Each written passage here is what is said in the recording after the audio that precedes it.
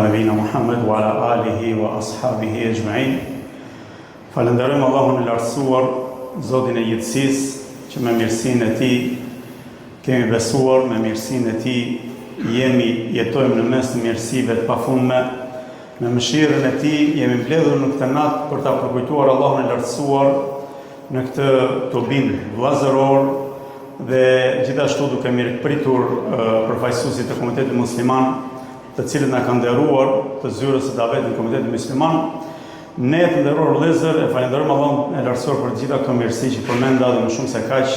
Mbledhja në këto kuvende të dijes natyrisht që është një mëshirë nga Allahu i lartësuar, është një mirësi që ai ta bën rrezik dhe që është e nevojshme që të falenderohet për të. Profeti sallallahu alaihi wasallam kur përmend vlerën e këtyre mexhliseve, kuvendeve të dijes, përmend disa hadithe të cilat nëse besimtari mediton pak në to, me të vërtet do të ndihet mirë. Me të vërtet do të kuptojë se çastet që kalon në këto mexhlise të dijes janë shumë të shtrenjta, shumë të vyera. Dhe besimtari natyrisht del shumë i fituar me prezantimin në to, aty ku përmendet Allahu i lartësuar dhe ku studiohet Kurani, Suneti, pra Islami në përgjithësi. Thot profeti sallallahu alaihi wasallam, nuk ka një grup besimtarësh të cilët mblidhen në një shtëpi prej shtëpive të Allahut, pranë xhami, që e lexojnë librin e Allahut dhe e mësojnë atë mes tyre. Veçse zbret mbi ta mëshira. Shikoni mirësitë të Allahut. Çfarë benefitesh të mëdha dhe përfitimesh të mëdha ka njerëzit e tillë. Veçse thot zbret mbi ta mëshira. Dhe zbret mbi ta qetësia, sekine, qetësi shpirtërore. Dhe i mbulon ata mëshira, dhe i rrethojnë ata me lajket, dhe i kujton Allahu thot tek angjëjt e veçantë që ka pranë tij. Shkon qa mirësi e madhe për dikë që mblidhet në kuvende në xhami për të mësuar Islamin dhe për të përkujtuar dhe këshilluar mes vete. Në hadith tjetër profeti sallallahu alaihi wasallam thot Allahu i lartësuar ka përcaktuar disa angjëj të cilët lëvizin, qarkullojnë në për tokë, i ka ngarkuar ata me misionin që vetëm të gjejnë, të kërkojnë dhe të gjejnë mexhliset e dijes. Derisa kur ata i gjejnë, thot, pra gjejnë besimtarë cilët janë ulur për marrjen e dijes dhe për të këshilluar njëri tjetrin, thot thërrasin njëri tjetrin.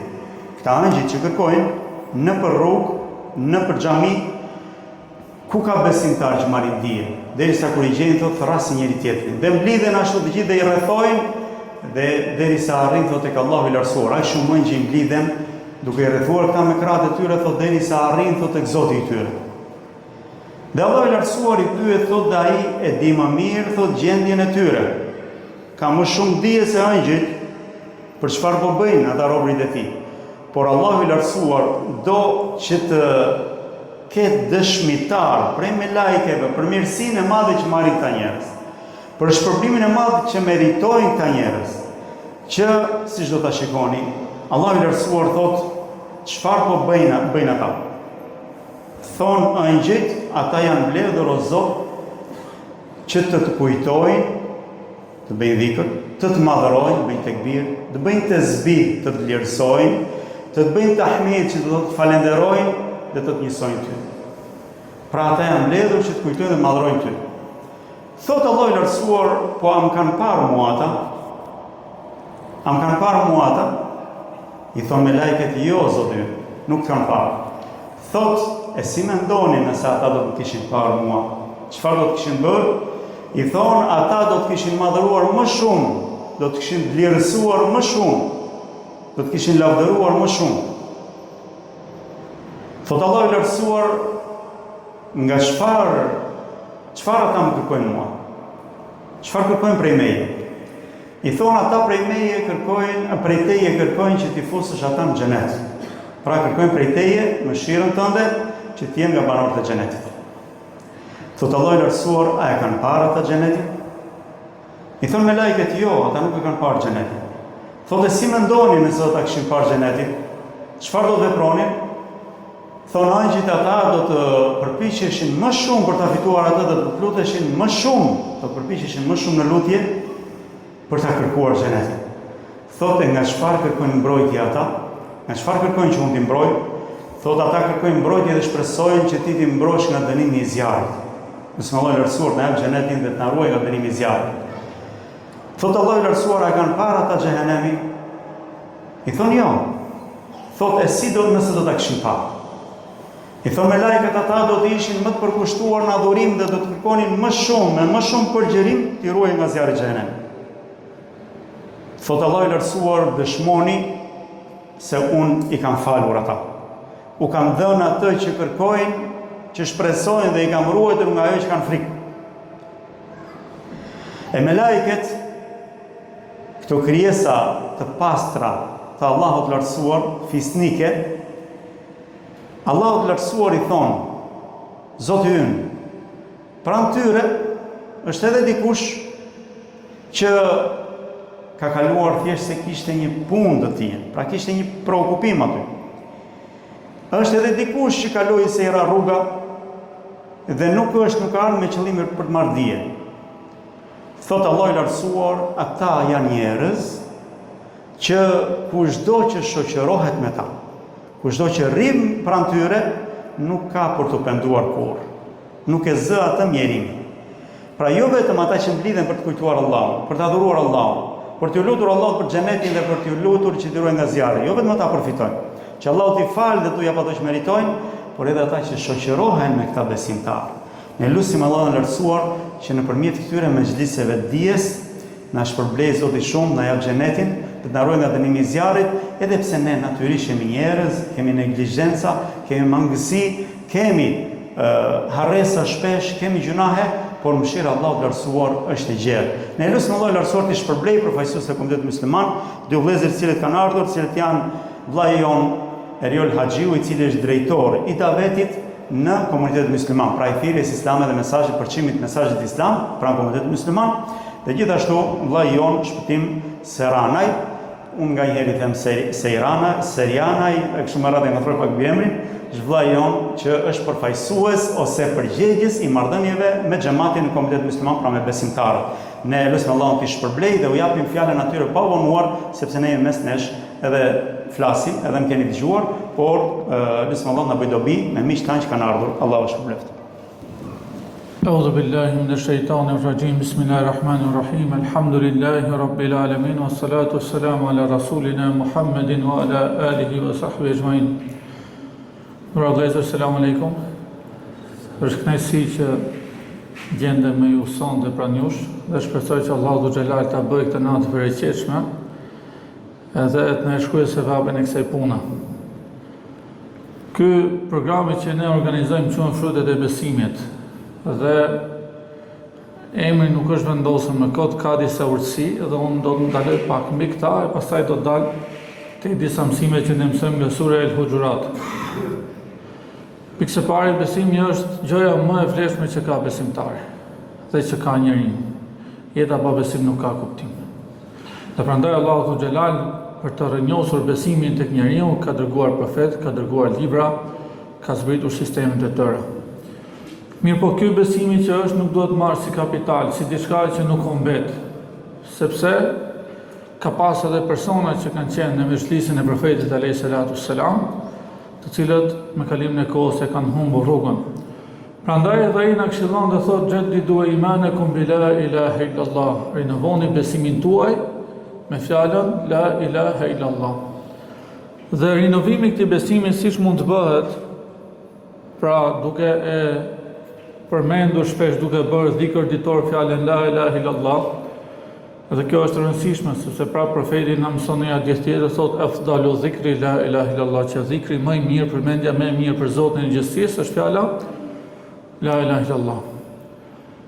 Të njëjtën kohë është rëndësishme, thonë dietarët, ato të cilët e komentojnë këtë hadithin, që besimtari në përditshmërinë e tij të angazhohet me argumente, të angazhohet me libra, të cilat ja rinovojnë besimin, ja shtojnë dhe ja forcojnë besimin. Dhe kjo është e rëndësishme. Sepse dashur vëllezër dhe motra, përditshmëria jon dashje pa dashje na largon nga atmosfera e Islamit, na largon nga atmosfera e besimit. Dhe njeriu nëse nuk zhvillohet, nuk ecën përpara, atëherë do të bëj hapa mbrapa. dhe kthehet aty që bëhet tifos i çështjeve të besimit. Prandaj është e rëndësishme pra që edhe ta bëjmë dhikrin la ilaha illallah, është e rëndësishme që edhe të ulemi të flasim dhe çështjeve të besimit, është e rëndësishme që të marrim pjesë edhe në mësimet që organizojnë hoxhallarët nëpër xhami. Kjo është aspekti i parë. Aspekti i dytë, besimi do të ketë fryte. Se kuptojnë nëse i besimtar është besimtar i mirë, shembullor, besimtar i fortë, qofse ato moralet e besimit reflektohen në jetën e tij të përditshme. Pra, dhe ne vazhdimisht duhet të punojmë pra që në çdo aspekt të jetës tonë ta bëjmë atë diferencën, ta tregojmë se jemi besimtar. Kjo tregohet me sjellje, kjo tregohet me ndjeshmëri, kjo tregohet me ndershmëri në punët e përditshme, kjo tregohet se si ti sillesh me familjen, se sa i do bishëm një ti për komshit e për rrethin jashtë, sepse profeti alayhi salatu wassalam ka thënë në një hadith tjetër, khairun nas anfa'uhum lin-nas, që më i miri i njerëzve është ai i cili është më i dobishëm për ta. Prandaj lufta, betejë jonë është ta ndërtojmë besimin mbi argumente të qarta, këtë besim ta jetojmë në përditshmërinë tonë dhe me lejen e Zotit të bëhemi shembull dhe tek njerëzit e tjerë. Sepse me të vërtetë feja islame është fe e përsosur. Mirë po, si reflektohet ajo? Reflektohet nga ne. Njerëzit e mësojnë islamin nga ne, e mësojnë nga hoxha, e mësojnë nga xhamatliu, e mësojnë nga namazliu dhe këtë lloj përshtypje formojnë rreth islamit, edhe në këtë aspekt ne kemi detyra edhe përgjegjësi. Prandaj me lejen e Zotit ne përpiqemi në vende të ndryshme të bëjmë ligjërata të ndryshme. Jo se do të themi diçka më ndryshe ose ç'se kanë thonë hoxhallarët tu që ne jemi më Zot, por me qëllimin që më formoj një lloj atmosfere vllazërore dhe më bë sebeb që bën ca gjëra edhe më shumë. Sonde do të përpiqem të ndaloj pak mbi disa ajete të surës El Hujurat. Surja El Hujurat është surja e moralit. Gjërat të cilat shpjegohen të janë gjërat të cilat e përmirësojnë moralin dhe sjelljen e besimtarit. Dhe unë do të ndaloj vetëm tek 2-3 ajete të cilat na japin ne mësime në përditshmërinë tonë. Ajeti i parë është, thot Zoti i Gjithësisë, ja ayyuhalladhina amanu in ja'akum fasiqun binaba'in fatabayyanu. O ju që keni besuar, qofse ju vjen ndonjë fasik gjunaqtar me një lajm, atëherë çekojeni atë, kontrollojeni atë. Mos e merrni pa filtra, mos veproni sipas atij lajmit. Pse? Fatabayyanu an tusibu qauman bijahalatin fatusbihu ala ma fa'altum nadimin. Sepse mund të dëmtoni një grup, një njeri, disa njerëz pa e ditur e pastaj të bëni pishman, por dëmi është bërë. Dhe në shumicën e rasteve njerëzit manipulohen shumë. Edhe ne si besimtar mund të manipulohemi shumë. Në media, në gazeta, shkruajti filani, shkruajti fistegu, shkruajti ai, shkruajti ky.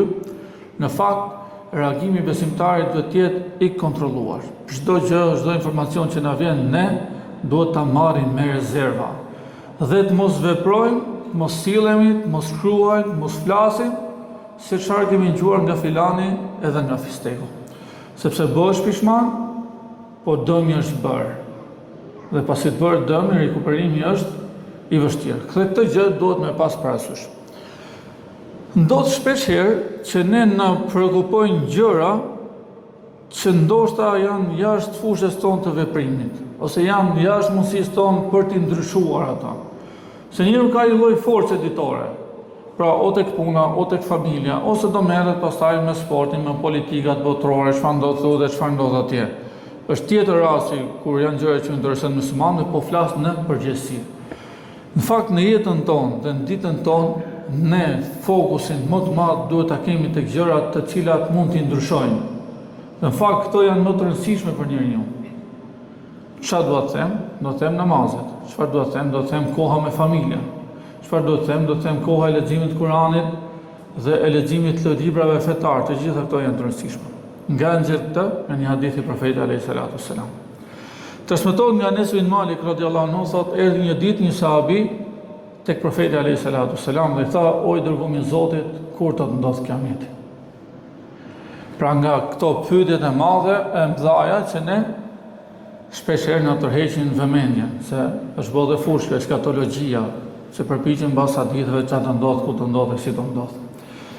Profeti sallallahu alaihi wasallam çfarë tha? Ma'adat talaha. Çfarë ke përgatiti për kiametin? Se kiameti do të ndodhë ditë. Madje ti po largove nga kjo botë, kiameti jot pa plas. Mbaroi puna jote. Filloi pjesë e llogarisë. Ti çfarë ke përgatitur për të? Pra, ja kthen vëmendjen tek ajo gjë që është esenciale dhe e rëndësishme për të. Ti çfarë ke përgatitur për ahiretin tënd? Çfarë do thuash kur dalish përpara Zotit të gjithësisë? Dhe kjo hadith është shumë interesant. Thot ky sahabiu, i dërguar i Zotit, nuk kam përgatit as shumë namaz, pra ka fal ato farzet, mundësisht sunetet kështu, edhe është mjaftuar me atë. As shumë agjërim, ka marrë agjërimet farze, nuk është angazhuar shumë me nafilet, as shumë sadaka, nëse ka pas mundësi me dhënë zakatin e ka dhënë aq sa ka pas mundësi.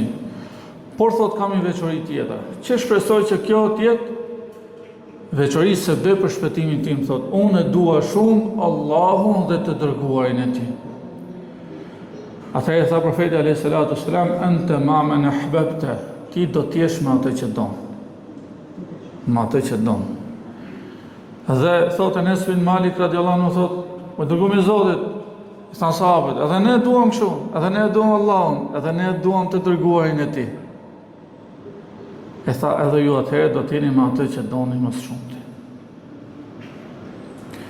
Ta lidhish zemrën me Allahun dhe të dërguarin e tij, dhe të mos angazhohesh shumë me gjëra që na e prishin mendjen, na e prishin zemrën, gjëra të cilat nuk na interesojnë dhe gjëra të cilat ndoshta ndryshimin e tyre nuk mund ta bëjmë ne, nuk na përkasin. Ajeti dytë që dua të ndalohem, sepse faktu ka edhe transmetime, edhe rivajete, sepse ka zbrit kjo ajete e tjerë, por për mos më ngrënë edhe nga koha e vëllezërve të tjerë. Thot Zoti i gjithësisë, innamal mu'minuna ikhwatun fa aslihu bayna akhawaykum wattaqullaha la'allakum turhamun. Me të vërtetë që besimtarët janë vëllezër. Dhe këtë rregull duhet ta kemi parasysh në çdo relatë tonë. Qofse dikush është besimtar, ka të drejta mbi ne. Dhe ne duhet të tregojmë të kujdesshëm. Thot në një hadith gjatë, el muslimu ekhul muslim la yazlimuhu wa la yuslimu man kana fi hajati akhihi kana Allah fi hajati. Edhe vazhdon hadithi, thot besimtari është vllai besimtarit, as nuk i bën zullum atij, as nuk e braktis atë. Se këto të dyja përmenden bashkë, këto janë shumë të rëndësishme. Çdo më thonë nuk i bën zullum. Pikë parë nuk e dëmton, qoftë me gjuhën dhe me dorën e tij. Pastaj e dyta nuk e braktis kur ai bjen zullum, kur ai bjen gjuna, kur ai bjen në rrugën e shejtanit. Dhe këtë e mësojmë prapë në një hadith tjetër, kur thot profeti alayhis salatu wassalam, unsur akhaka zaliman aw mazluman, ndihmoj vllain tënd nëse është mazlum, pra ai është bë padrejti ose është zullumqar. Edhe çuditën sahabët i dërguar i Zotit kur i bëhet padrejti, e dim se do ta mbrojmë. Kemi mundësi të mbrojmë me fjalë, kemi mundësi të mbrojmë me dorë, kemi mundësi të mbrojmë me pasuri e tjera. Po kur e ndihmojmë, po kur zullumqar si më ndihmon? Thot antamnahu min az-zulmi zalika nasru. Se ta pengosh atë që ta bëj zullumin. Ta pengosh atë që shkojë te harami, ta pengosh atë që shkojë te rruga e shejtanit, dhe kjo është ndihma që ti i bën besimtarit. Dhe vazhdon hadithi, dhe besimtari është vllai besimtarit, nuk e bën zullum atij, nuk e braktis atë, kush gjendet në ndihmë të vllait të tij për t'ia plotësuar një nevojë, Allahu xhelali ia plotëson një nevojë. Kush ambulon një tmet, Zoti i gjithësisë i mbulon tmetat ditën e gjykimit, atë kur do të ketë më shumë të nevojë për të. Pra ne jemi muslimanë. Duke qenë se jemi muslimanë, kemi të drejta ndaj njëri tjetrit. Duke qenë se jemi muslimanë, kemi dhe detyrime ndaj njëri tjetrit. Dhe çdo relatë tonë do ta ndërtojmë mbi këtë ajet. Pra, si sillemi me vllain tonë tek shtëpia, duhet sillemi me vllain tonë tek xhamia.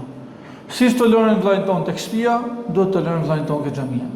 Si që shkojmë për mbrapa vllai tonë tek shtëpia kur i ndodh në një fatkeqësi, ka hall, ka shqetësim e bezis dikush e tjerë, duhet i gjendim edhe vllai tek xhamia. Kjo është fakti të qenërit vëllezër. Se e kemi shpesh, o vlla, alhamdulillah, është mirë. Pa ma kjo vllazëria, ky termi vllazërisë duhet mbush për brenda. Duhet mbush për brenda, se profeti alayhis salatu selam kur ka krahasuar vëllezërit, kanë thënë janë si pjesë e një trupi, që kur njëra ndjen dhimbje, tjetra s'bën dot rahat.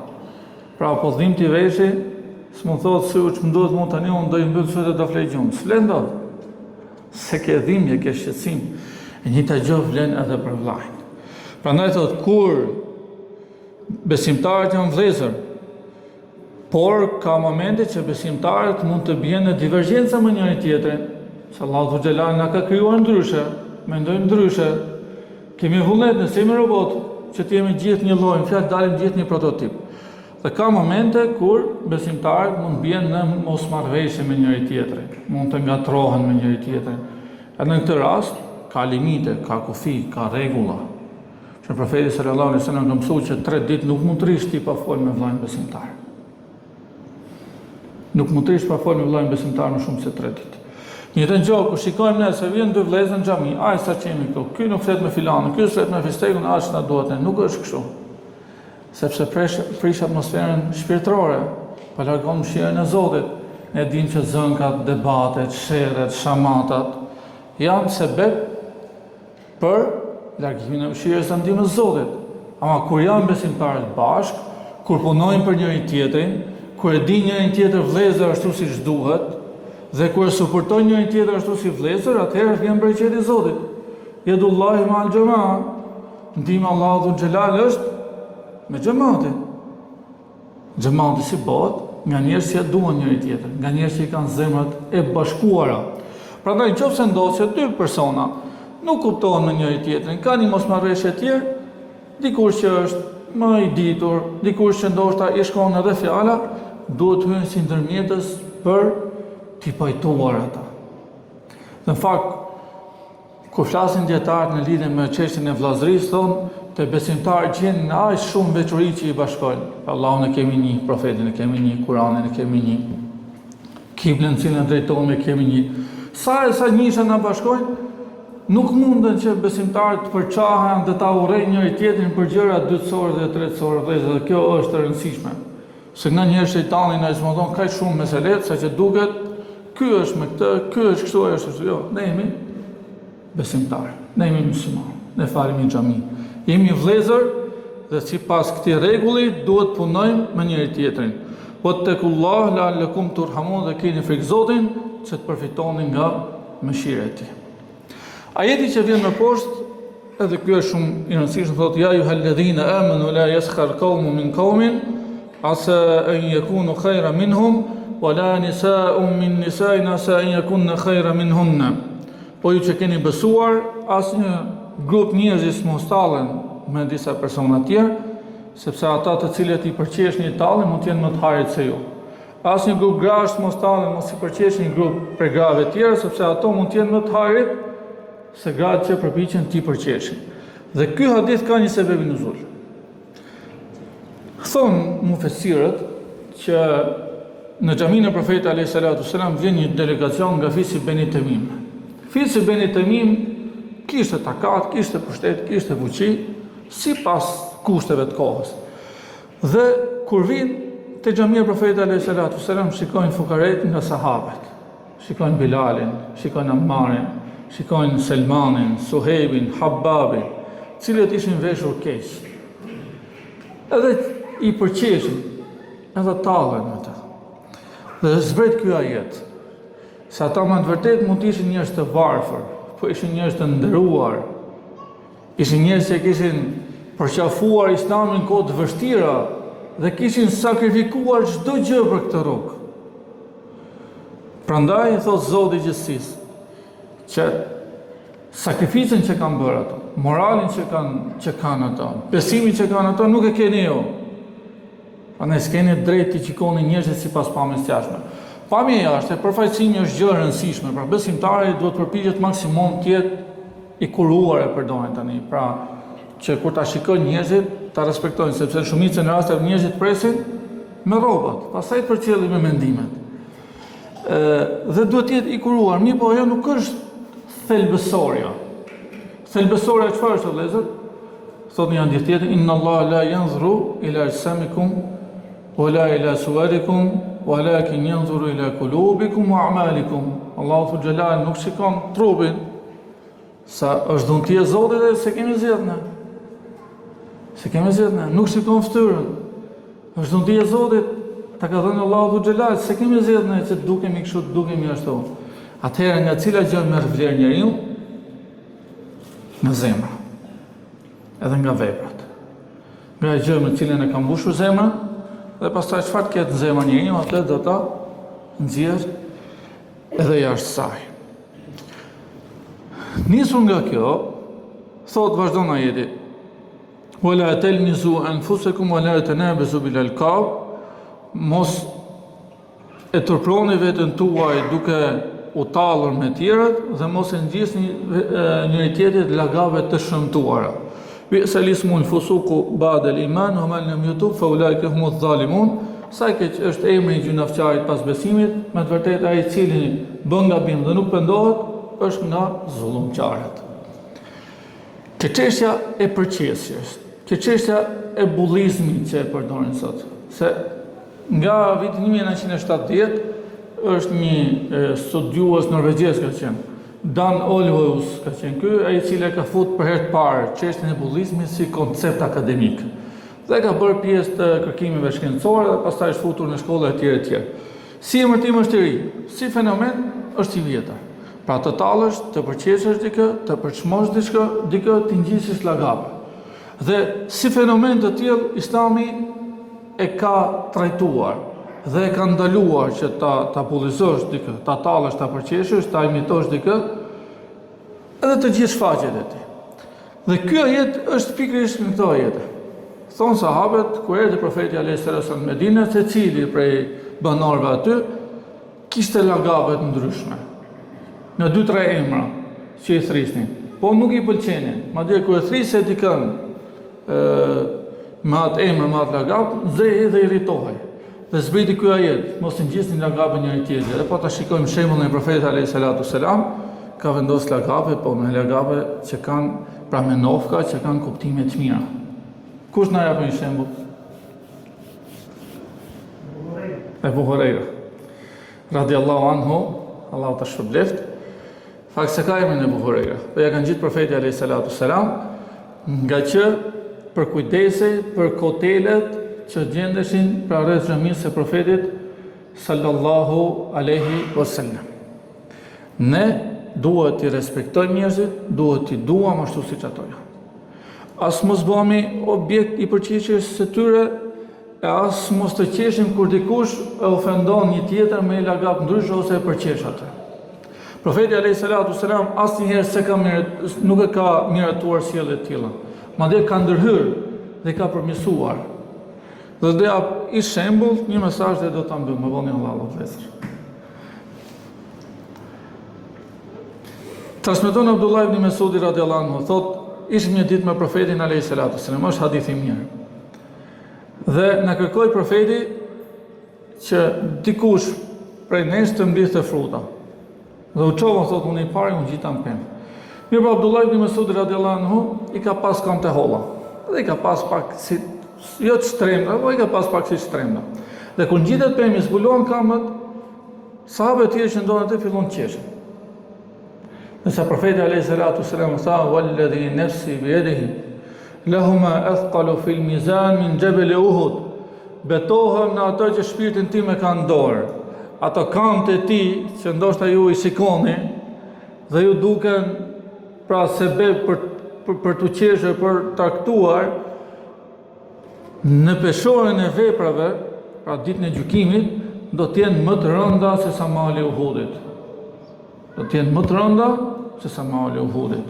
Pse kush ishte Abdullah ibn Mesudi radhiyallahu anhu? Nga besimtarët e parë. Janë 7 abadile që quhen në fjalë 7 Abdullah, të cilët janë të njohur për dijen, për fikun, për gjykimin në aspektin fetar që kanë pas, është Abdullah ibn Mesudi radhiyallahu anhu. Ishte nga persona që ngjasonte më shumë ti profetin, qoftë në sjellje, qoftë në mënyrën si este, dhe sidomos në leximin e Kuranit. Saqë shpeshherë profeti alayhis salam përpiqej pëlqente që të dëgjonte kur leximin e Kuranit nga Abdullah ibn Mesudi radiallahu anhu. Këto janë gjëra që japin vlerë njeriut. Dhe ky është reagimi që ne duhet kemi kur dikush pa e përdor shumë bullizohet, tallet, përqeshet, vendoset lojë etj. Tani kjo veçori ka edhe një aspekt tjetër që ne duhet të bëjmë kujdes. Dhe është aspekti i fëmijëve. Sepse ndodh shpesh, sidomos në shkolla e tjerë, që fëmijët ose bullizojnë ose bullizohen. Pra ose tallin e përqeshin tjerët, ose përqeshin dhe tallin në shmohen dhe përçmohen nga të tjerët. Dhe tani në media kanë filluar me dalë lajme, nuk e di nëse keni ndjek, në Saranë për shembull, që para 4-5 ditësh, një vajzë 15 vjeçare vëhet nga banesa. Pse? Se tallin në shkollë. Tani ne duhet bëjmë kujdes, sidomos për sa i përket fëmijëve, sepse fëmijët kanë shumë sjellje që prindit nuk e dinë. E dini shpesh herë thonë ke shqiptarët, nana e baba e marrin vesh të fundit në lidhje me atë. Dhe ka gjëra të jetuar në këtë aspekt. Për shembull, motra muslimane thoshte e kisha gocën absolute mësime. Shumë mirë. Gjithë mësimet i kisha shumë mirë. Dhe nuk shikohej në një sjellje çuditshme kështu. Qëlloj ditë kishte lënë telefonin, thotë. Edhe u futa tek telefoni, u futa tek grupi WhatsApp që kishte me shoqet, u tmerrova. Nuk kisha menduar ndonjëherë që vajza ime mund të përdorte fjalë të tilla. Nuk kisha menduar njëherë se vajza ime mund të fliste gjëra të tilla. Prandaj, gabimi më i madh që bëjnë prindit sot është që fëmia im nuk e bën. Themne, fëmia im nuk e bën këtë, flet me siguri ai. Pavarë se nuk e di se fëmia në shkollë nuk është një lloj si fëmia në shtëpi. Që fëmia në rrugë nuk është një lloj si fëmia tek shtëpia.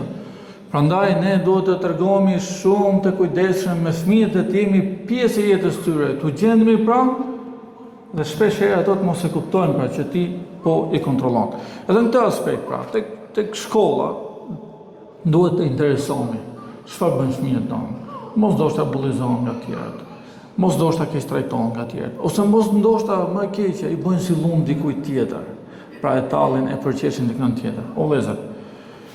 Ne thash kemi një begati shumë madhe me musliman. Po edhe këti emrit musliman do të me e thënë hakun. Me e thënë hakun tek familja, me e thënë hakun tek komshiu, me e thënë hakun tek shkolla, të shikojnë si njëri shembullor në çdo aspekt jetës, si ju ashtu dhe fëmijëve tuaj.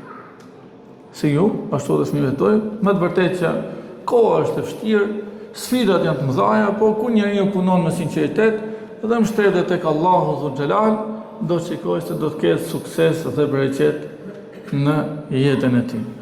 Fakt ishte edhe një ajet tjetër që unë desha të ndaloj që kishte të bënte me gëjbetin, përgojimin, edhe ky është një nga smundjet e shekullit. Si e shpalloj përmend shumë se cili prej nesh le ta peshoj veten e vet në lidhje me këtë punë. Dhe unë për mbyll këtu për mos ma marr kohën edhe vëllezërve të tjerë. Zoti ju shpërbleft me të mira. Allah në rujt ne, ju, familjarët tuaj, fëmijët tuaj gjithë nga çdo e keqe, e siç na ka bashkuar në këtë xhami, na bashkon në xhenetet e larta, bashkë me Muhammed Mustafan sallallahu alaihi wasallam. Amin.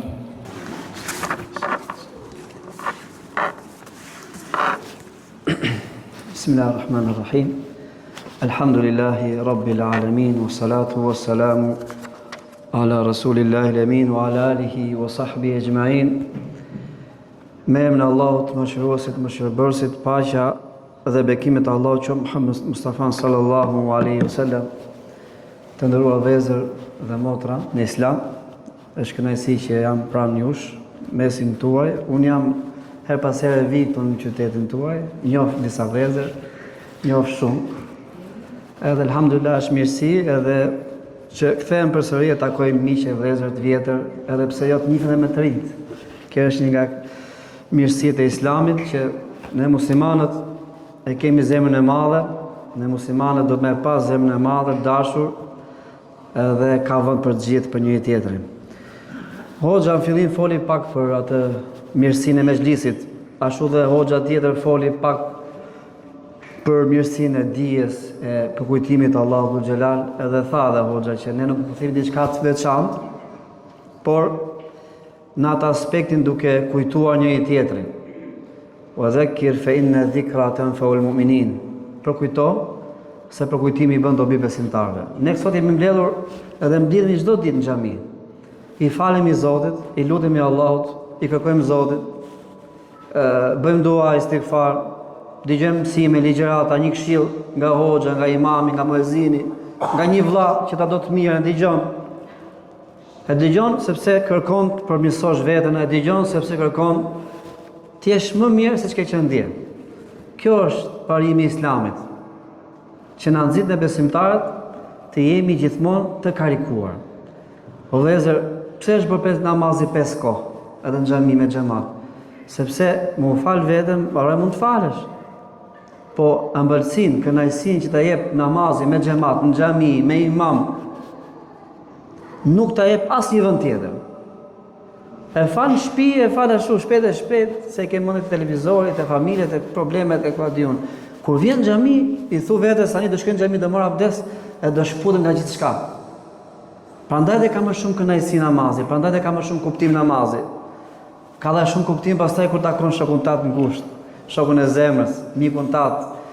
Ka kuptim kur ti ke diçka në dorë dhe të vjen dikush të kërkon diçka dhe ti e ndihmon, akoma më shumë shtohet ajo kënaqësia e besimit.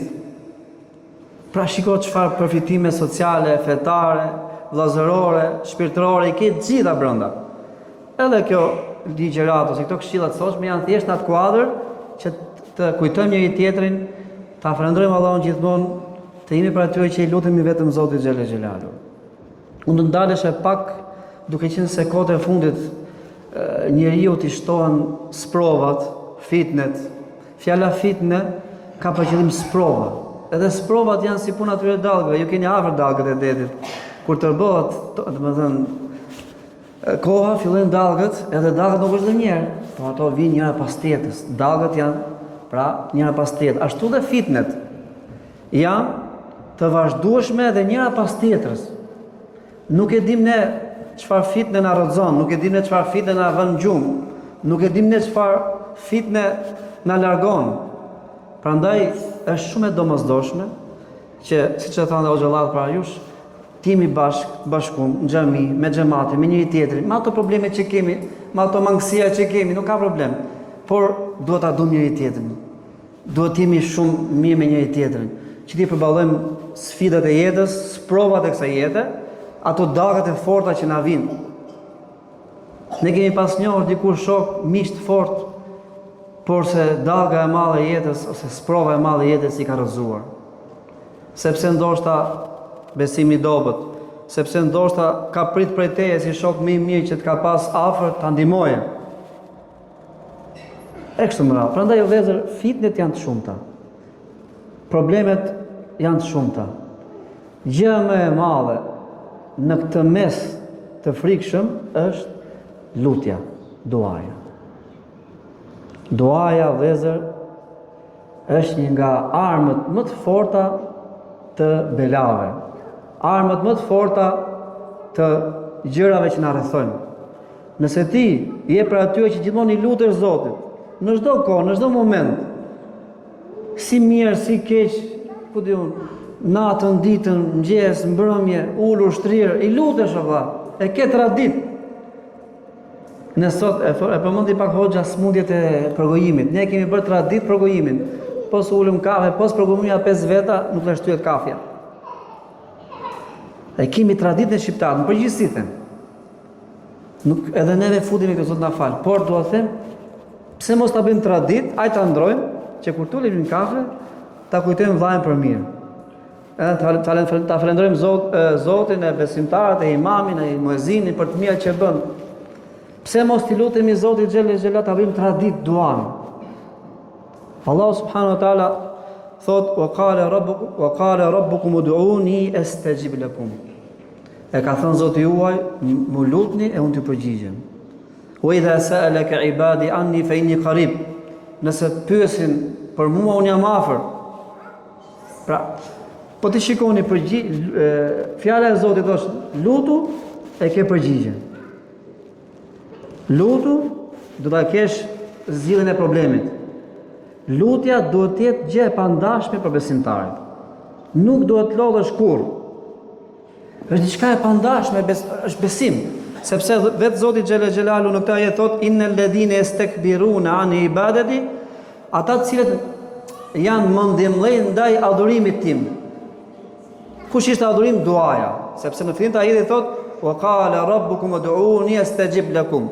Mu lutni mu që përgjigjem. Kush kundërshton e kthen shpinën ndaj ibadetit. E ka quajtur ibadet, adhurim. Namazi është adhurim, ibadet. Namazi është dua.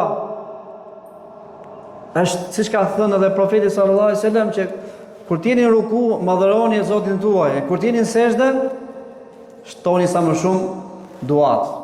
Sepse njeriu është shumë afër me Zotin e tij kur ai është në sejdë. Ju e dini këtë temë, por pse e ngacmova, pse e solla për ju përsëri?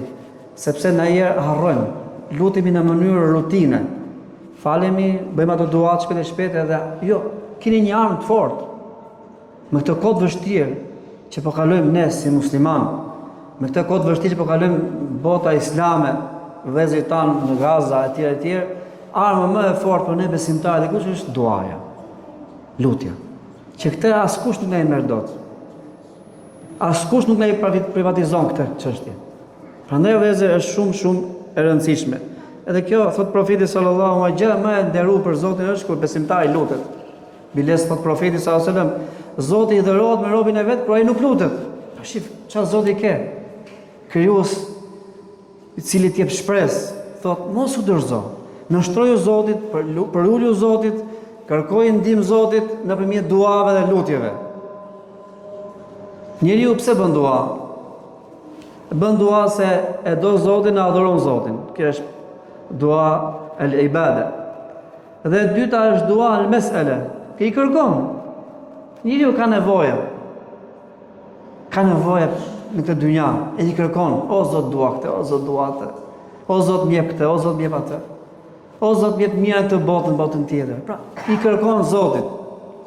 Njeriu ja i lutet Allahut, ja gjatë lutjes i kërkon çështje. Dikush është beqar, o Zot më marto, nuk do aty në haram. Dikush ka një borxh, o Zot më largo këtë borxhin. Dikush ka një hall, o Zot më largo këtë hallin. Subhanallah. Duaja kur është e sinqert, që je në hall, Allahu përgjigjet. Këtë na e përmend në Kur'anin famullar duke thënë për jo besimtarin. Për jo besimtarin, Zoti i përgjigjet kur ai është në hall dhe i lutet Allahut me sinqeritet më të madh. Dhe ju e dini fare mirë se si Zoti Xhelel Xhelalu thotë kur ata jo besimtarët, i dhujtarët janë në det, edhe ka dakë fuqishme, me njëherë i dhujtarët e harrojnë i dhujtarin, shirkun, idhuj që i adhuronin këtë botë, i idhin fund detit, dhe thonin, o Zot na ndihmo. Se e dini shpirti, natyrshmëria njëu të di kur është keq, ku ti lutesh. Në këtë rast ata ishin sinqert me Allahun, edhe Zoti fal sinqeritetit tyre në atë moment i përgjigjet. Amma yujibul mutarra idha daa. E lutesh Allahut kur janë vështirësi, Allahu ndihmon. Dikush thot, o hoç, po ju keni thënë edhe në hadithe thuhet që çdo gjë është e caktuar, ka deri. E ka caktuar Allahu jetën time, më dhën punët e mia, qia apo të mira, riskun, kur do të vdes etj. Pse të lutem? E ke gabim. Kaderi është caktimi i Allahu Xhelel Xhelalu, po edhe duaja është pjesë e caktimit. Edhe duaja është sebeb hyjnor që ka urdhëruar Zoti Xhelel Xhelalu ti lutesh, sepse profeti alayhis salatu wasalam ka thënë kur zbret kaderi, caktimi i Zotit, edhe ngjitet lart në qiell duaja jon, duaja e besimtarit lufton edhe jetesaraan në shqip si përkthehet përleshet, po ta quajmë kështu. Përleshet kaderi me duan. Shikon vetë profeti sallallahu alaihi wasallam i tregon neve. Mos u bëj pesimist. Wala taqnatu min rahmatillah, mos e humni shpresën nga mëshira e Zotit. Zoti është që fal dhe mëshiron shumë. Pra sa do ti mendon se e ka caktuar Zoti, jo, mos mendon kështu. Po thuj edhe duaja është pjesë e kaderit. Duaja e kthen pas kaderit. Profeti sallallahu alaihi wasallam thot, nëse një njeri lutet për diçka që ka një hall, një problem, por vetë njeriu nga nxitimi i tij, nga natyra nxituese kërkon që t'i përgjigjet Zotit më një herë. Radh parë janë 3 çështje mesele të rëndësishme tek duaja. Nëse ti lutesh dhe Allahu të përgjigjet, kjo është mirësi për ty. Ka desh Allahu ta japi sepse është më e mira për ty. Nëse nuk të përgjigjet Zoti, ta vonon Zoti xhelel xhelalu me urtësinë e tij, me drejtsinë e tij dhe me kaderin e tij që ka caktuar që nuk është e mirë për ty kjo që ti kërkon, sepse mund të jetë në dëmin tënd, në të ardhmen. Mos u nxito. Po çfarë thot? Të mbron nga një e keqe tjetër. Po dhe kjo mirësi është. Ti lutesh Allahu dhul xhelal, o Zot mjep këtë, Zoti s'ta jep sepse ti nuk e meriton, nuk je për ata njerëz që e mban këtë çështje që kërkon. Po të mbron nga një e keqe tjetër. Ta kompenson nga një gjë tjetër që mund të vi. Se siç e tham vëllezër, duaja çfarë është? O Zot më fal, o Zot më ruaj nga e keqja, o Zot më jep mira, si në këtë botë dhe në botën tjetër. Këtu vërtetet çështja. Nëse ka rënë në keqja, o Zot më largo. Nëse s'ka rënë, o Zot më mbro dhe mos më bie. Atëherë nëse po të vjen një e keqe, duaja bëhet shkak që të zvoglohet e keqja. Mos të kesh shumë dëme të mëdha. Dhe kjo është mirësi për besimtarin. Pra në të gjitha rastet e duas ti je në mirësi. Prandaj mos e lasë duan. Dhe e fundit, nëse Allahu s'përgjigjet në këtë dynja, ta ka mbrojtur, ta ka ruajtur këtë të mirë në botën tjetër. Siç thot profeti sallallahu alaihi wasallam, do të vi besimtarët ditën e gjykimit edhe do të luftoj për ndonjë të mirë, për një sevap. Sepse peshorja e tij e punëve të mira dhe që janë të barabarta. I duhet një sevap që ta ndonjë nga e mira të hyjë në xhenet. I thot Zoti xhelel xhelaluhu, shisa sevape ke marrë. Shif, ti kam mbrojtur, ti kam ruajtur këto ditë që je në vështirësi. I thot robi, o Zot, po si ka mundësi? Unë si kam bërë këto të mira, thot. Thot profeti sallallahu alajhi wasallam, këtë hadith do të ketë sevape sa malet e tuhames, ose ta themi sa mal, çe mali keni këtu afër juve? Çeshi mal. Shashicës. Do të keni sevape sa mali shashicës. Pra, shembull, ai shumë sevape të mëdha. Po ku si kam bërë to thot? Këto janë duat tuaja që keni bërë në këtë dynjë. Këto janë shpërblime si pasojë e duave që keni bërë në këtë dynjë. Pra, në të gjitha rastet besimtari është i fituar. Elhamdulillah. Vëllezër besimtar, kohët ju e dini kush është koha më e mirë. Koha kur njeriu është keq, në vështirësi të mëdha, siç e tham pak më parë, që njeriu kur është keq në hall, i lutet Allahut me sinqeritet, Zoti xhelel xhelalu përgjigjet me një herë. Ditë xumaja, duaja që s'tet pas, minber, mas xumas, mas ikindis, para kindis, para xumas, deri para akşamit është një kohë, thot profeti sallallahu alajhi wasallam, që nëse duaja jote e bën, pranohet. E gjithë ditë e xumat. Në sejdë, kur bie shi, elhamdulillah filloi shiu në akşam, kush ka bë dua, inshallah ka qenë për atyre që i është plotësuar dëshira dhe duaja. Edhe shumë e shumë raste të tjera që ju pak a shumë i dini. Po ti lutemi Allah dhul xhelal me emrat e tij. Ja Rahman, Arhamni, o mëshirues, më mëshiro mu. Ja Ghafur, ighfirli, o ti që i mbulon të metat, më mbulon të metat e mia. Ja Tawwab, o ti pranuesit pranimit pendimeve, na i prano pendimet tona ja Rabbel Alamin. Afroju Zotit, bëj tawassul, për afrohu tek Allahu me emrat dhe cilësitë të bukura të Allahu xhelle xhelaluhu. Allahu thot në Kur'anin famëlar, ne jemi fukarej, pra ja ju an-nas antumul fuqara, o ju njerëz jeni nevojtar, jeni fukarej përpara Zotit. Prandaj lutuni dhe i zgjasni duart dhe i kërkoni Allahu dhul xhelal gjithmonë lutu, sepse vetë profetët kanë qenë të tillë. Wa kanu yad'unana raghaban wa rahba. Gjithmonë i luteshin Zotit xhel xhelal. I luteshin, bënin dua. Duaja është arma më e mirë, një nga dietarët e Islamit thotë që duaja është arma më e mirë ndaj belave. Belave, fatkeqësive, fitneve, fitnes pasurisë, fëmijëve.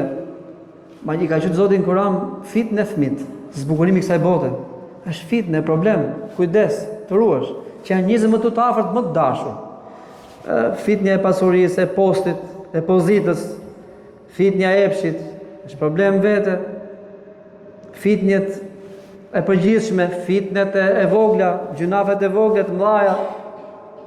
Pra, të gjitha këto vëllezër duhet të kemi kujdes. E lutim Allahun Dhul Xhelal na bëj për atyre besimtarëve të sinqert që i luten Zotit Xhel Xhelalu gjithmonë. Nuk e harrojnë asnjëherë Zotin, por gjithmonë i luten sikur janë keq, sikur janë mirë. Lutja është arma më e mirë për besimtarin. Këtë mos e harroni, sa që faleni e ka quajtur në El Fatihan, pra lutje. Thot profeti sallallahu alajhi wasallam ka ndarë në dy pjesë. Një pjesë për Zotin, një pjesë për mi. Kur thot iyyaka na'budu wa iyyaka nasta'in, Zot, pra thot Zoti xhela xhela, nëse e thot iyyaka na'budu wa iyyaka nasta'in deri në fund të surës, robin ka atë që don t'ia jap. Mjafton ti të lutesh, mjafton ti të bësh adhurim ndaj Zotit xhela xhelalu me sinqeritetin më të madh, me pastërtinë më të madhe, dhe duke u ruajtur haramit, duke mos bërë padrejtësi ndaj njerëzve, duaja jote inshallah taala është e pranuar tek Allahu Dhul Xhelal. E lutim Zotin na fali, na mëshiroj, e të jemi për atyre që i luten Zotit Xhel Xhelalu gjithmonë. Zoti ju nderoft, e Zoti ju begatoft me të mirë. Bismillahirrahmanirrahim. Alhamdulillahi rabbil alamin wassalatu wassalamu ala rasulina Muhammedi wa ala alihi wa sahbihi ajma'in. Falënderimi takon Allahu Xhel Xhelaluhu, paqja dhe mëshira e tij qofshin mbi të dërguarin e tij Muhammed Mustafa sallallahu alaihi wasallam, mbi familjen e tij të pastër, mbi shokët e tij dhe mbi gjithë të cilët ndjekin në rrugën e tij deri në ditën e fundit. Vëllezër dhe motra, pejgamberi sallallahu alaihi wasallam në një hadith thotë: kush nuk falenderon njerëzit, nuk falenderon dot Zotin e gjithësisë ashtu siç duhet. Nxjerr rastin t'ju falenderoj juve një radhë parë xhamatin, sepse nëse nuk do të ishit ju, të jeni të bindur se takimi me vëllezërit tanë do të ishte ndonjë kafe dhe nuk do të diskutonin apo nuk do të përmendin kaq shumë të mira. Pra themeli i kësaj mirësie jeni ju xhamati. Se në një hadith tjetër thot pejgamberi alayhis salatu wassalam, sharaful makan bil makin, nderi i një vendit është në banorët e atij vendit. Pra nëse nuk do të ishit ju, nuk do të ishin as vëllezërit tan, po edhe ne hoxhallarët nuk do të ishim. E përmend pra pejgamberi alayhis salatu wassalam thot kush nuk falenderon njerëzit, nuk falenderon dot Zotin. Nëse ne nuk dim të falenderojmë njëri tjetrin për këto mirësi, nuk arrim ta kuptojmë se sa i madh është Zoti i gjithësisë, nuk arrim ta kuptojmë se sa mirësi Zoti na ka dhënë. Pjesa e dytë që duhet falenderoj tek njerëzit është pikërisht hoxhallarët që bën kaq rrugë për të ardhur deri këtu. Zoti çdo metër që kanë lëviz ju shkruajt argument në ditën e gjykimit për të qenë në mëshirën e tij dhe inshallah në xhenetin më të bukur, në xhenetin Firdaus. Vëllezër dhe motra, Allahu i madhëruar na ka dhënë shumë të mira, siç thamë, na thanë hoxhallarët, dhe është pak e vështirë të flasësh në fund të 3 hoxhallarëve të cilët na shtjelluan tema të ndryshme, por në këmbë të duas, sepse nëse e ndajmë ligjëratën në 4 pjesë është Bismillah, Alhamdulillah, wassalatu wassalamu ala Rasulillah, wa dua ila Allah. Që do thotë të fillosh me emrin e Allahut, të falenderosh Allahun, të bish selavatën me pejgamberin alayhis salatu wassalam dhe në fund të bësh dua që Allahu i madhëruar t'i pranojë të gjitha këto. Në këmbë të duas më lejoni t'ju kujtoj disa gjëra, se edhe namazi po afron. Hoxhallarët na preken disa tema të rëndësishme. Njëra prej temave që në marrëdhëniet njerëzore, pra mes njëri tjetrit, si duhet të sillemi me njëri tjetrin, dhe tema tjetër që shtjelloi hoxha i nderuar ishte marrëdhënia me Allahun e Madhëruar, pra sa e shfrytëzojmë ne duan, lutjen tek Allahu i Madhëruar. Vëllezër dhe motra,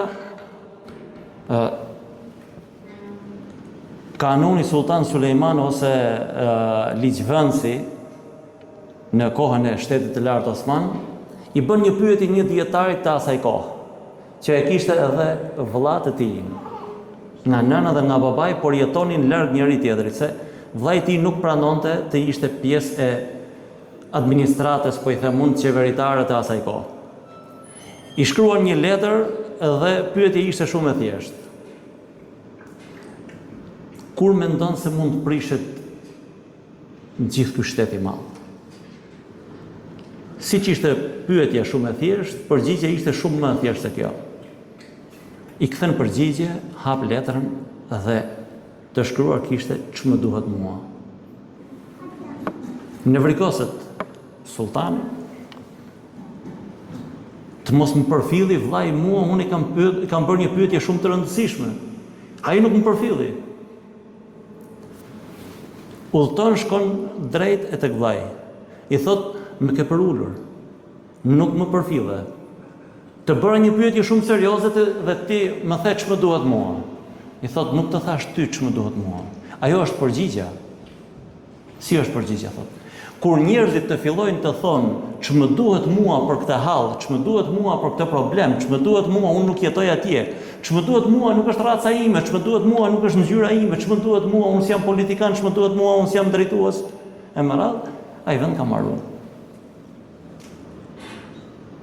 Ne jemi në atë fazën e asaj që i themi atyre që thonë ç'më duhet mua, i themi ne atyre ç'më duhet mua. Pra e kemi kaluar atë fazën e parë që ka një hall në filan vend, po ç'më duhet mua. Këta janë ata, shkalla e parë. Ne jemi shkalla e tretë apo e katërt që i rreshtojmë ç'më duhet mua, ç'më duhet mua, ç'më duhet mua, harrojmë se sa i sati janë. Pejgamberi sallallahu alaihi wasallam në hadithin e tij si thotë, nuk ka besuar në të vërtetë ai person i cili nuk dëshiron për vllain e tij atë që dëshiron për veten e tij. Ne dëshirojmë të kemi një familje të mirë, fëmijë të mirë. Ne dëshirojmë të kemi një shtet të mirë. Ne dëshirojmë të kemi një marrëdhënie të mirë me njëri tjetrin. Ata të cilët kanë biznes dëshirojnë të kenë një biznes të mirë. Ata të cilët punojnë në një punë kanë dëshirë të kenë mbarësinë atë punë të ecin me radhë, pra gjithë cili ka ato dëshirat e tija të jetë mirë me njëri në atë vend ku janë. Një ditë pejgamberi alayhi salatu wasalam i thot sahabeve: a keni dëshirë që Allahu i Madhëruar mos t'ju refuzoj lutjen juve? Po, i dërguari i Allahut. Atëherë thot, lutuni pa gjunahe. Ja Rasulullah, a ka njeri pa gjunahe? I thot, lutuni për njëri tjetrin. Kur vllai juaj ka një hall, ju lutuni për të. I kërkoni Allahut të Madhëruar që t'ia zgjidhë hallin atij. Sepse Allahu i Madhëruar nuk i merr parasysh gjunahet tuaja në lutjen që ti po bën për vllain tënd. Por përgjigjja më e bukur është se Allahu i Madhëruar thot: robi im e harroi veten e tij, i harroi hallet e tij dhe po lutet tek unë për hallet e vllait të tij. E unë si Zot më takon që atë lutje që ka bërë për vllain e tij në fillim t'ia jap këtij që lutet, pastaj vllait të tij. Pra nëse duam që të na zgjidhet një problem, të lutemi për ata vëllezër, për ata motra që kanë halle, që Allahu i Madhëruar në zemrat e tyre të çojë në mend hallin tim, ti luten Allahut të Madhëruar dhe ata për hallin që kanë. Është e garantuar. Është e garantuar. Pra nëse ne fillojmë duke thënë ç'më duhet mua për çdo gjë, atëherë edhe atij tjetrit ç'i duhet për hallet tuaja. Ç'i duhet? Prandaj shkatrimi më i madh i një shoqërie është në momentin kur ne themi ç'më duhet mua. Në kohën e Harun Rashidit ka qenë një dietar, po më tepër ka qenë tip Babaxhani dhe njerëzit e quanin për njerimet meta mendore, sepse nuk u sillte normal në syrin e njerëzve. Behluldana quhet. U fuste në treg dhe i këshillonte tregtarët duke ju thënë: keni kujdes në peshore, keni kujdes këtu, keni kujdes atje, po tregtarëve nuk ju interesonte shumë kjo, se do fitonin. I thonë një herë Harun Rashidit, i thonë, po na përzihet shumë. S'po na lën të tregtojmë, në momentin kur kemi klient, vjen ju tregon çfarë kusuresh kanë produktet e merall. E thret dhe i thot mos u përzi më në treg. Po ky kishte një biçan të vetin në treg. Ndakor thot, nuk do përzihem më, të nesërmen merr një dele, e pren dhe e var para dyqanit vet. Një ditë, 2, 3 fillon të vijë era deles. Vinin tregtarë dhe i thonin hiqe delen se nga era e rënd nuk futen klientët në treg. Çu duhet ju thot? Pse përziheni? Ky është dyqani im, ky është malli im. I shkon fjala prap Harun Rashidit, ka var një dele atje nga era e rënd, nuk futemi dot brenda në treg. E thret. Pse e var thot? Ja emir al-mu'minin. Këshillat e mia ishin që të mos ju vinte era gjunah mallrave të tyre. Por ata I kishin mbyllur hundët dhe nuk donin ta dinin. Në momentin që filloi t'ju vinte era e dynjas, era e keqe e dynjas, ata u bezdisen. Pse? Dhe erdhën të gjithë, më thonë mu, hiqe atë se po na bezdis. Po kur më bezdiste mu era e haramit? Nuk u merrte parasysh? Pra vëllezër dhe motra, nëse ne nuk interesohemi për njëri tjetrin, për të mirën e njëri tjetrit, do të thotë që nuk jemi në rregull. Pra është ajo që më duhet mua. Dhe besoj se Hoxha I nderuar tha, një ndër momentet më të bukura kur Allahu I madhëruar pranon duan e njeriu, e besimtarit, është koha kur ai është në gjendje më të vështirë. Dhe besoj se nëse hym të krahasojmë atë që s'ka këmbë, me atë që ka një këmbë, me atë që ka 2 këmbë, me atë që ka një biçikletë, me atë që ka një motor, me atë që ka një makinë, me atë që ka 2 makina, 3 makina, halli më I madh I kujt është I atij që s'ka këmbë. Sot, nëse ne themi kemi halle, kur vëllezërit tanë, motrat tona kanë halle më të mëdha, kujt I pranohet lutja? A neve apo atyre? Besoj se atyre. Atëherë, pak më parë çfarë thash? Nëse duam që të na zgjidhen problemet tona, duhet I lutemi Allahut të madhëruar për ata që kanë më shumë halle se ne, në mënyrë që Allahu në zemrat e tyre të çojë në mendje edhe në zemrat e tyre emrin apo popullin ton që të luten edhe ata tek Allahu I madhëruar. E sot popull më në hall se Gaza nuk ka. Popull më të mjerueshëm se Gaza nuk ka. Wallahi billahi sikur njërit prej atyre t'i bijë nërmend për ne si xhamat të gjithin dhe t'i thotë Allahu të madhëruar, o Allah, ata nuk na harruan në duat e tyre, ata nuk na harruan në mezhliset e tyre, wallahi mund të them që do jetë argumenti më I madh tek Allahu I madhëruar në ditën e gjykimit që thotë Allahu I madhëruar, këta janë ata që kujtuan vëllezërit e tyre në kohën më të vështirë, unë do t'i fal këta. Se për veprat tona ne jemi të humbur. Zoti na ruaj, Zoti na bëf prej atyre të cilët nuk e harrojnë njëri tjetrin. Edhe një herë faleminderit të gjithëve. Allahu ju shpërbleft më të mira. E inshallah në ditën e gjykimit Allahu I madhëruar na ringjall bashkë me pejgamberin alayhis salatu wassalam, bashkë me pejgamberët e tjerë, bashkë me të gjithë ata të cilët Allahu I quan në Kur'an të sinqert, besnik, dëshmor, e inshallah me mëshirën e Tij në xhenetin më të bukur, në xhenetin Firdaus. Thot një dietar, ai mjafton besimtarit të jetë në xhenetin Firdaus. I mjafton. Por një besimtarit të zgjuar nuk I mjafton. I kërkon Allahut të madhëruar, o Allah, më solle deri në Firdaus, po, më jep edhe mirësinë që të shoh bukurinë tënde. Inshallah Allahu na bën prej atyre të cilët do të shohin bukurinë e Tij. Zoti ju shpërbleft.